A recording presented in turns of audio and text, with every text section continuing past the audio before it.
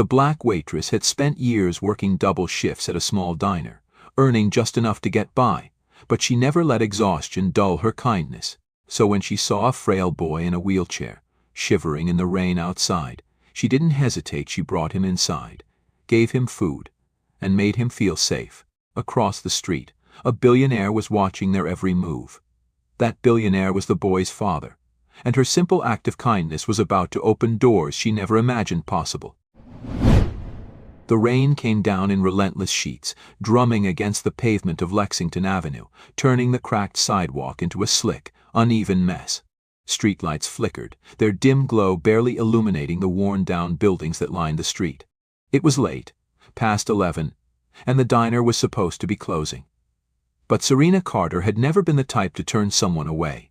Not when they needed help, not when the world had already done enough to kick them down.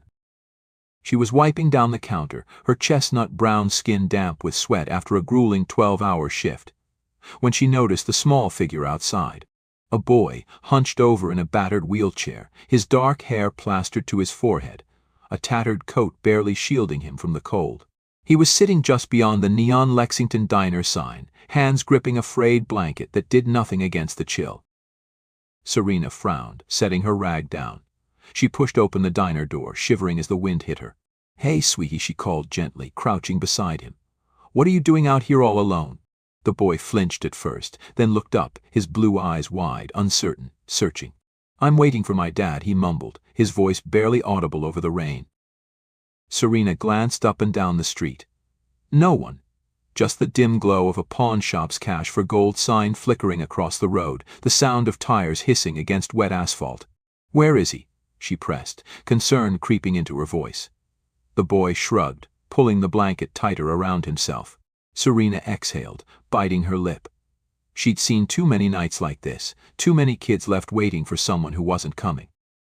"Well, you can't stay out here, not in this mess," she offered a warm smile. "Come inside with me, okay? It's warm, and I've got something special for you." The boy hesitated for a second, but then, slowly, he nodded.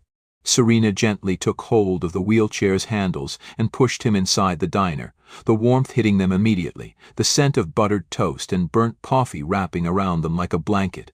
She led him to a booth near the radiator, draping a fresh towel over his shoulders before crouching to meet his eyes. "I'm Serena," she said, flashing another grin. "What's your name, sweetheart?" The boy sniffed, his fingers curling around the edge of the blanket. "Daniel." Serena nodded approvingly. "That's a strong name. You hungry?" He nodded, hesitantly. Serena didn't wait for him to say more. She was already moving toward the kitchen, pulling out a fresh loaf of sourdough, slicing it with practiced ease. A few minutes later, she set a steaming plate in front of him, grilled cheese, golden and crisp, with a bowl of tomato soup on the side. Her go-to comfort meal, the one her grandmother used to make when the nights were too long and the world felt too cruel. "This one's on me," she said, tucking a napkin into his lap. Daniel's blue eyes widened as he took his first bite, the cheese stretching in long, gooey strings. "This is the best thing I've ever had," he murmured, his voice laced with something close to wonder.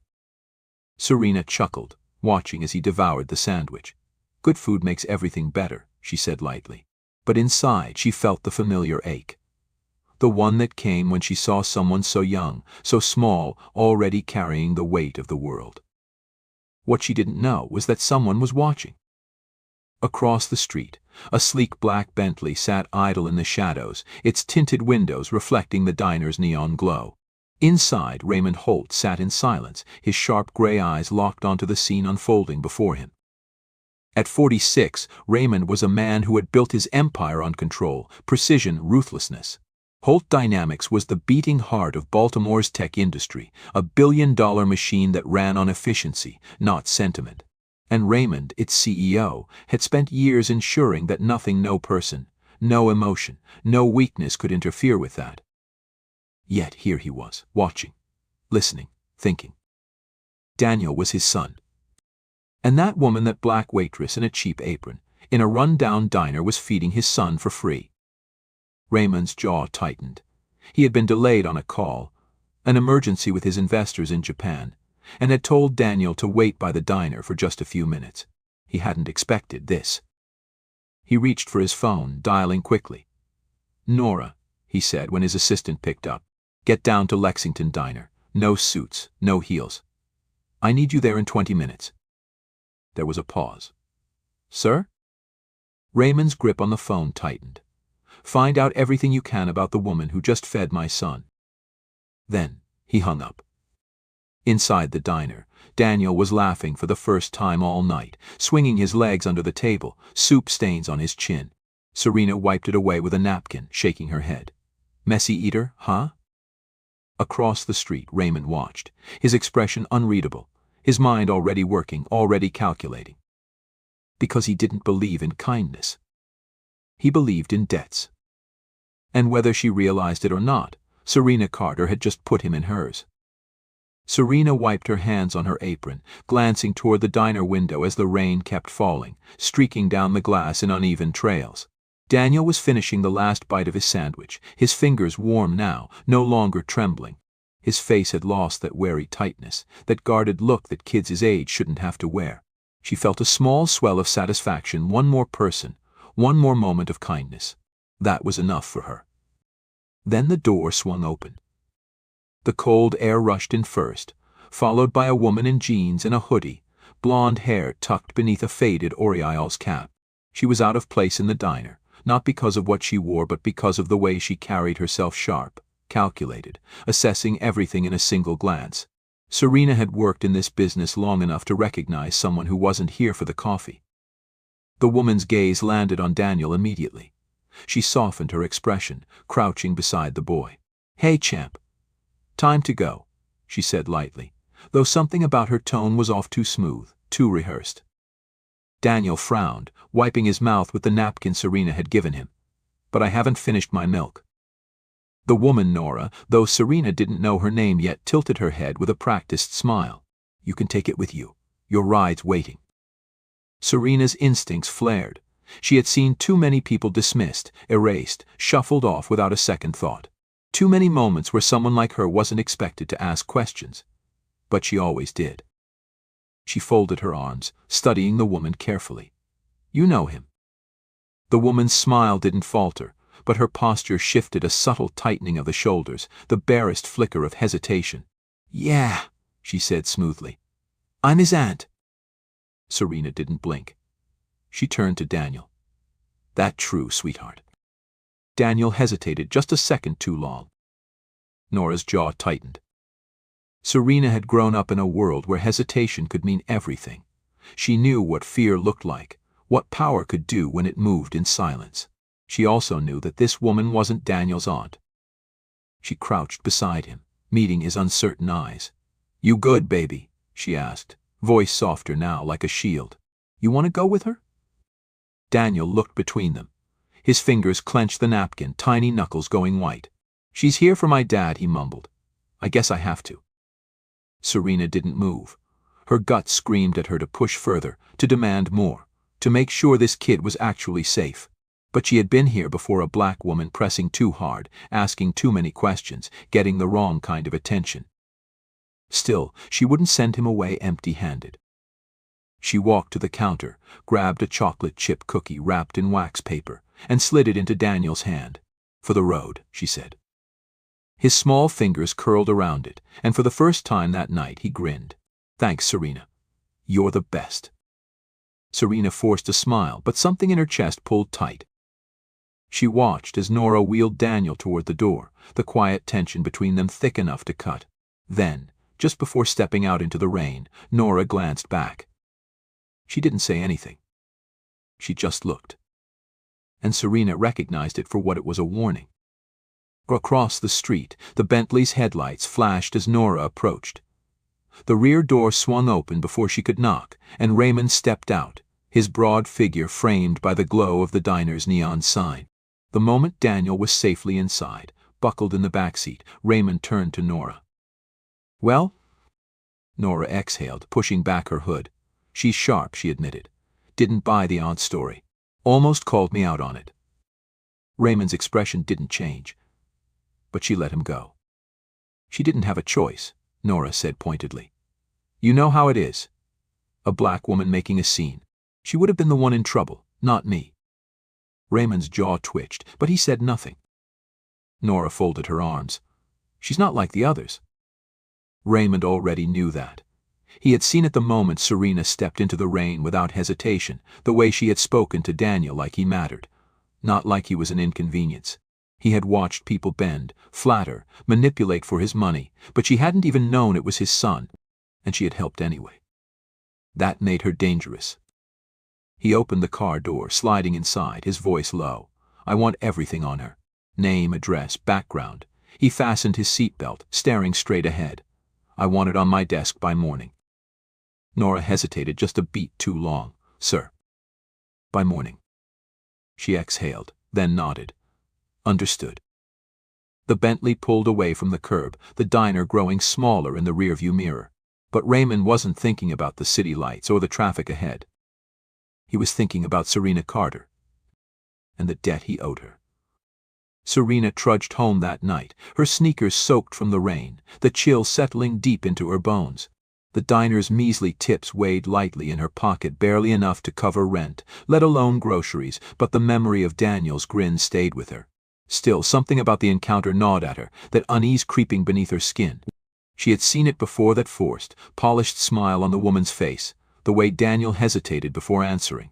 That wasn't just any stranger picking up a kid. That was someone who knew exactly what they were doing.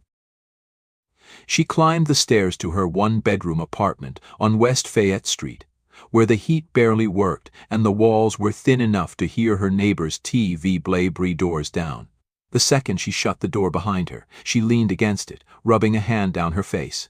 She had learned a long time ago not to get involved in things that weren't her business. But this felt different. This felt wrong. Before she could shake the feeling, a knock sounded at the door. Serena stiffened. No one came by at this hour. She peered through the peephole and her stomach flipped. A man stood on the other side, tall, broad-shouldered, dressed in an expensive black coat that looked like it cost more than her entire rent. His face was sharp, his gray eyes cold and assessing, like he had already taken her apart in his mind before she even opened the door. She didn't open it. Who is it? A pause. Then, a voice deep, controlled. Too controlled, Raymond Holt.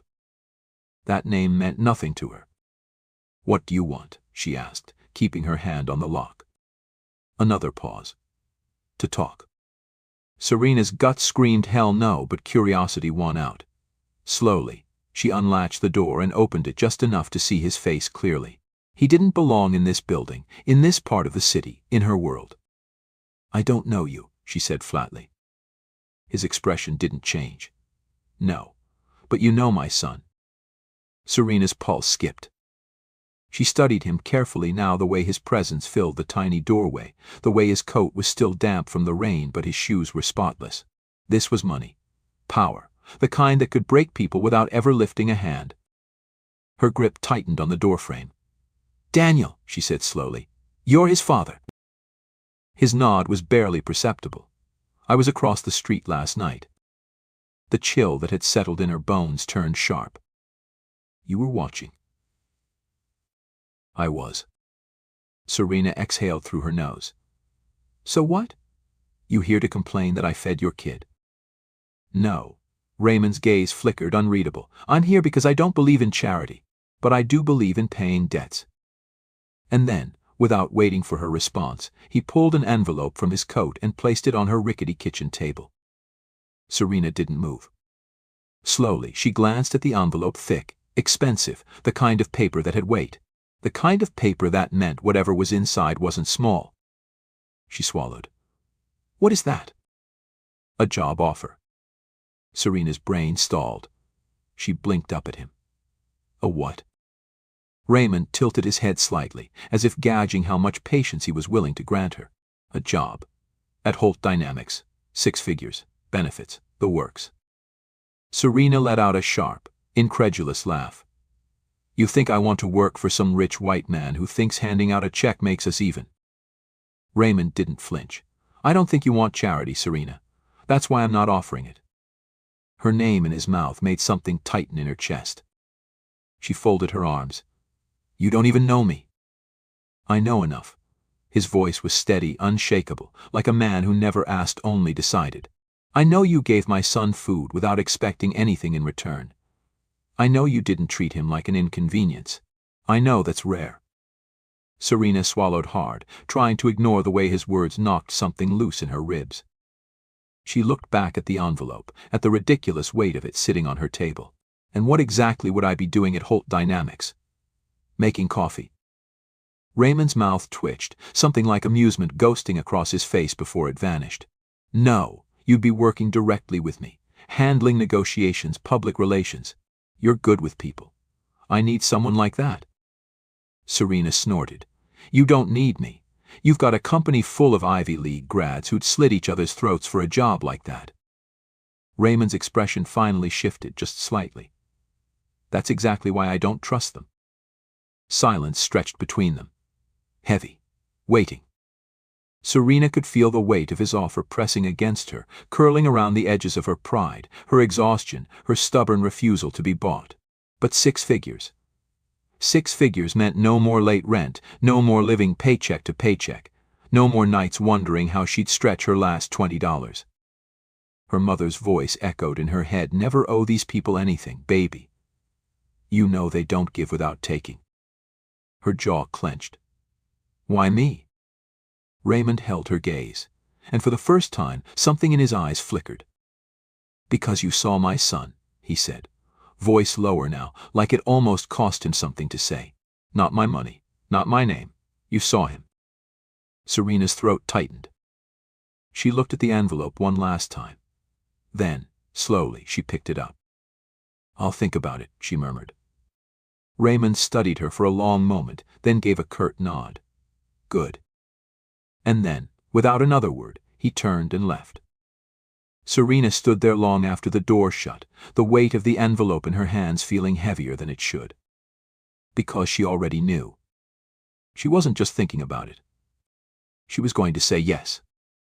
The first day at Holt Dynamics felt like stepping into another world, a world where everything gleamed too bright, where money smelled like freshly polished marble, and the air was thick with power.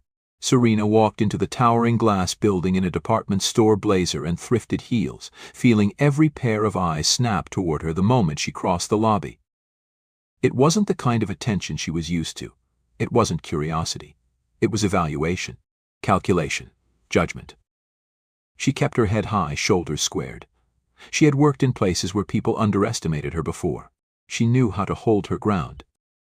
Raymond was waiting in his office, a sprawling, sleek space with floor-to-ceiling windows overlooking the city, a desk so pristine it looked more like an art piece than something actually used for work. He didn't look up when she walked in, just gestured toward the chair across from him. You're late. Serena arched a brow, sitting. By 2 minutes. Raymond finally looked at her, gray eyes sharp. That's 2 minutes I don't get back. Serena exhaled, shaking her head. She had barely been here 5 seconds and he was already starting. Look, you want me here or not? Raymond leaned back, studying her. That remains to be seen. Before she could fire back, the glass door opened and Nora walked in, a tablet in hand, her expression unreadable. Serena didn't miss the way the woman's gaze flickered over her, like she was assessing whether or not she belonged here. Spoiler alert, she had already decided she didn't. Ms. Carter, Nora said smoothly. Welcome to Holt Dynamics. Serena met her gaze head-on, a slow smile curling her lips. Oh, we're doing last names? All right. Good to see you again, Ms. Winters. Something in Nora's eyes flickered, just for a second, before she turned her attention back to Raymond. I've prepared the reports for the upcoming negotiations with the Orion Group. She handed him the tablet, barely sparing Serena another glance. Would you like me to brief her on company protocols? Raymond didn't even look up. No, I will. Serena wasn't sure if that was a good thing or a warning.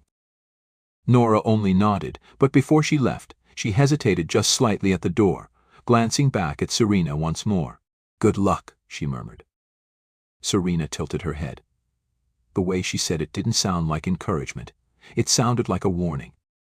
She didn't have much time to think about it before Raymond was already diving into work. No small talk. No settling in. He pulled up a file, sliding it across the table. Orion Group, he said. They want to push through a contract that would cut labor costs by outsourcing jobs overseas. That means layoffs. Thousands. Serena skimmed the file, her stomach turning. And you want me to what? Convince them not to. Raymond's gaze didn't waver. I want you to do what you do best, red people. Serena sat back, crossing her arms. So let me get this straight. You brought me in because you think I can, what? Charm my way into getting these billionaires to grow a conscience. Raymond didn't blink. No. I brought you in because I think you understand something they don't. Serena narrowed her eyes. And what's that? He leaned forward slightly. That people who have nothing to lose fight the hardest. The words hit something deep in her ribs, something unspoken but true. She stared at him for a long moment, then exhaled, shaking her head. You know, you talk in riddles a lot for someone who runs a tech empire. For the first time, the corner of his mouth twitched almost a smile, but not quite. And then, just like that, the moment passed. Meeting's at noon, he said, standing. Try not to be late. Serena rolled her eyes but didn't argue. She had a job to do. The conference room was colder than the rest of the building. All steel and glass, like it had been designed to make people uncomfortable. Serena sat beside Raymond at the long mahogany table, facing three men in tailored suits, each one radiating the kind of confidence that came from knowing they could buy and sell entire lives with a single stroke of a pen. The leader of the group, Philip Langford, 60, white, hair slicked back like old money arrogance, was a birthright, barely even looked at her. Serena had dealt with men like him before, the ones who only saw value in people who looked like them. She didn't let it show. Raymond opened the conversation, cutting straight to the point. You want to move production to Taiwan. You say it'll save costs, increase efficiency.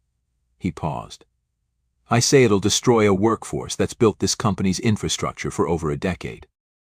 Langford gave a slow, thin-lipped smile, the kind that didn't reach his eyes. You misunderstand, Raymond. It's not personal. It's just business. Serena's fingers curled beneath the table. Not personal. She had heard that phrase too many times in her life. When her landlord raised rent overnight because developers wanted to revitalize the neighborhood. When her mother lost her job at the textile plant because they found cheaper labor overseas. When companies like this shut down communities and called it strategy. She smiled, but there was steel in it. Funny, she said, tilting her head. Because it's always just business until it's your job on the line. Langford's eyes snapped to her for the first time.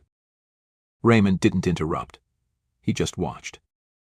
Langford exhaled sharply through his nose, like he had better things to do than entertain the help. And you are. Serena didn't blink. Serena Carter. Holt Dynamics. He gave her a once-over, and she saw the exact moment he dismissed her.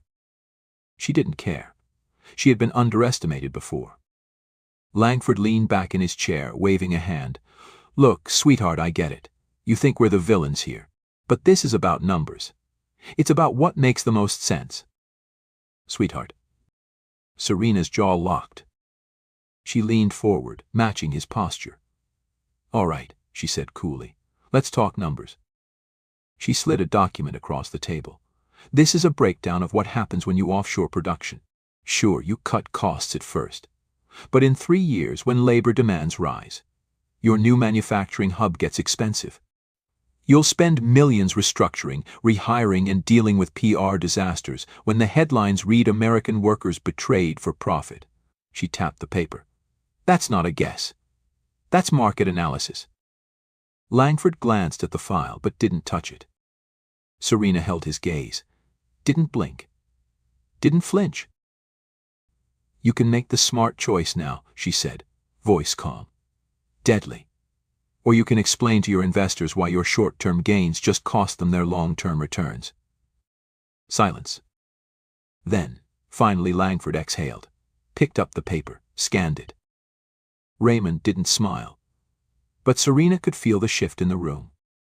She had just changed the game. Langford set the document down, his expression unreadable. We'll revisit the proposal. Raymond nodded. See that you do.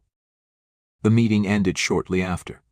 As Langford and his associates left, Serena felt the weight of Raymond's gaze on her. She turned to him. "Well?" Raymond studied her for a long moment, then said, "I knew I hired you for a reason." Serena smirked. "Damn right you did." And for the first time since she walked into Holt Dynamics, she felt like she belonged. 2 months in, Serena had found her rhythm at Holt Dynamics, or at least, she thought she had. She had learned how to navigate the halls of power, how to stand her ground in a world that barely acknowledged her existence. She had faced down Philip Langford and walked out victorious. She had proved to Raymond and to herself that she wasn't just here as a symbolic gesture, a corporate pet project. She was here because she belonged. But victories at the top were short-lived. Because now the company was in trouble. Serena was in trouble. And someone had just set her up to take the fall. She had just come back from a client meeting when Nora caught her in the hallway. "We have a problem," she said, her tone sharp, urgent. Serena frowned. "Define problem." Nora didn't answer. She just handed Serena a printed email. Serena's stomach sank the second she saw the contents. It was a company report, classified financial data. It had been leaked to the press. And the email forwarding it had Serena's name on it. The words blurred. The air in the room shifted, turned dense, heavy. She forced herself to breathe. "This isn't mine." "I know," Nora said. "But someone wants it to be." Serena's pulse thrummed in her ears. She had been in enough situations like this to know how fast they spiraled. A black woman in a powerful white space didn't get the benefit of the doubt. She didn't get to be innocent until proven guilty. She was guilty the second they said she was. She gripped the paper, scanning it again. "Who else has seen this?" "Raymond," Nora said, "and the board." Her breath hitched. The board. Dard. She had barely clawed her way into this company, and now they were about to rip her out. Raymond's office was colder than usual. Or maybe it was just the way he was looking at her. His hands were clasped on his desk, his expression unreadable, but his eyes, those sharp, gray eyes, were studying her, weighing her. Serena felt something clench in her chest. "Tell me I wasn't wrong," he said, low, controlled. Serena slammed the email onto his desk. "This isn't me." Raymond didn't look at the paper. He didn't need to. "I want to believe that," he said, voice steady. "But this is a serious leak, Serena. Millions in exposure, stock drops, investigations. You understand how bad this is?" Serena leaned forward, hands planted on his desk. "I understand perfectly. I also understand that whoever did this knows exactly what they're doing. I was the easy target, right? The outsider. The black woman with too much confidence. Who's going to believe me over some executive who's been here for 10 years? Raymond didn't flinch. But he didn't disagree, either. The silence stretched too long. Serena's nails dug into her palms. "Do you think I did this?" Raymond held her gaze. "No." The breath she had been holding finally released. "But," he continued, "the board does." Serena swore under her breath, pacing. She could feel the noose tightening. "So what happens now?" she asked, forcing the words out. Raymond exhaled, rubbing a hand over his jaw. "We find the real leak." Serena froze. "We." "Not you." "Not me." "We." For the first time since she walked in, the ice in her chest cracked. Raymond stood, slipping his suit jacket back on. Nora's already running a trace on the email's source, but it was routed through an external server. Someone covered their tracks well. He met her gaze. "We'll have to be smarter."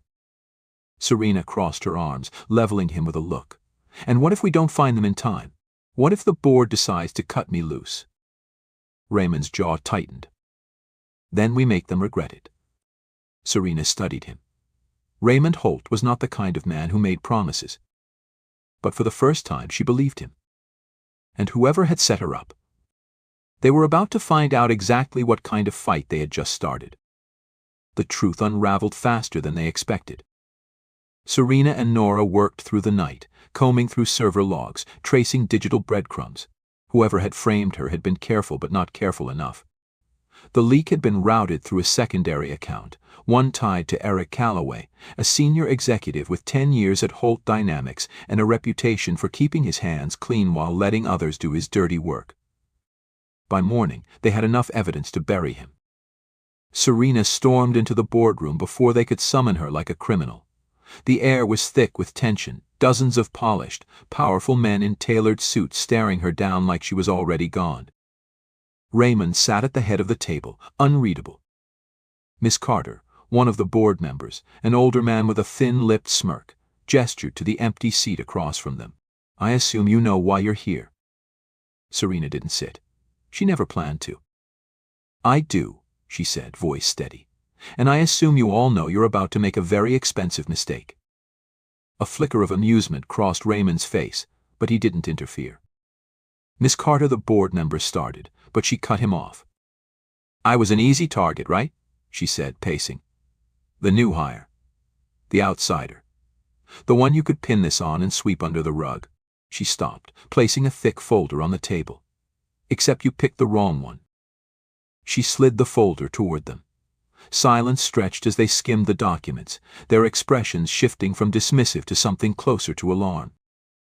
Eric Calloway sat 2 seats down, his face paling by the second. "These are traced emails," Serena continued. "Bank transfers. Call logs with reporters. All of them linked to Calloway. Not me." She crossed her arms. "And before you ask, yes, our legal team already has copies. And so does the press. So if you want to talk about damage control, I'd start there." A murmur swept through the room. Calloway shot to his feet, his voice a little too sharp, too desperate. "This is ridiculous. She's bluffing." Serena turned to Raymond, lifting a brow. "Am I?" Raymond finally spoke, his voice as sharp as cut glass. "No, she's not." The words landed like a blow. Calloway's mouth snapped shut. Raymond stood, adjusting his cufflinks. "Effective immediately, Eric Calloway is terminated. Full legal action will be pursued." He let the weight of his words settle before turning his attention to the rest of the room. "And if anyone else in this company thinks they can play the same game, let this serve as a warning." The silence that followed was absolute. Serena didn't smile. She didn't need to. She had won. 2 weeks later, she stood beside Raymond at Daniel's graduation. The boy grinned up at her from his wheelchair, holding his diploma like it was the greatest prize in the world. "I told you I'd make it," he said, chest puffed out. Serena laughed, ruffling his hair. "Never doubted it for a second." Raymond watched them, his usual cool exterior softer somehow. "You did good, Carter," he said. She smirked. "Damn right I did." Daniel glanced between them. "Are you guys gonna hug or something?" Raymond sighed. "Absolutely not." Serena rolled her eyes. "God, no." Daniel just grinned. For the first time in a long time, Serena felt like she had built something real, something that mattered. And she wasn't done yet. Years later, Serena Carter sat in the executive office of Holt Dynamics, her name now engraved on the door as Vice President of Corporate Strategy. What had started as a job, a challenge, had become a mission. Under her leadership, the company expanded its ethical labor initiatives, launched mentorship programs, and built partnerships with minority-owned businesses.